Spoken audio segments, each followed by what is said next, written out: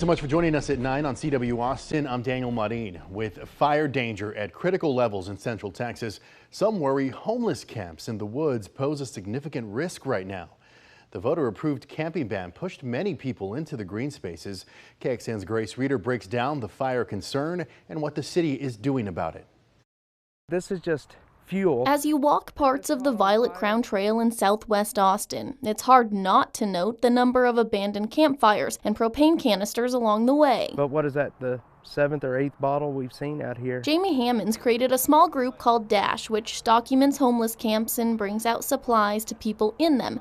Right now, much of his effort focuses on keeping people from starting fires. You know, they build these fires to eat, to do what they need to do. And in this type of environment with the heat and the environment the way it is lately, it takes nothing for a campfire to go from a campfire to a wildfire in a matter of minutes. Hammond says the camping ban pushed people into more wooded areas, which are really dry right now and harder for fire crews to get to. At this point, there is not a whole lot the city can do. There's so many homeless folks. There's not, they can't move them all out of camps.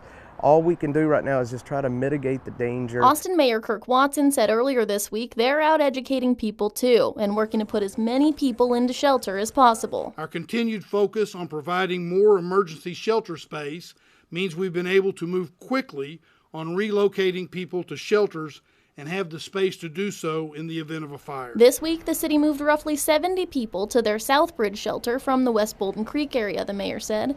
That's another high fire danger area.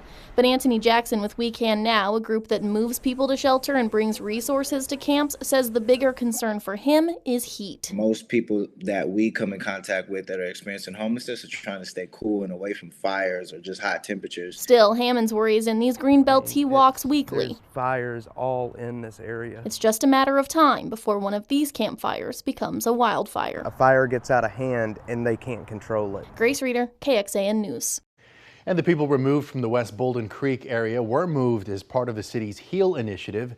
Since June of 2021, the program has relocated more than 600 people from high-risk camps. Going in depth, something useful to keep in mind, several cooling centers are open in downtown Austin for those who need to escape the heat. All the recreation centers and libraries can also be used to cool down during operating hours. You can find the full list of cooling centers on KXAN.com.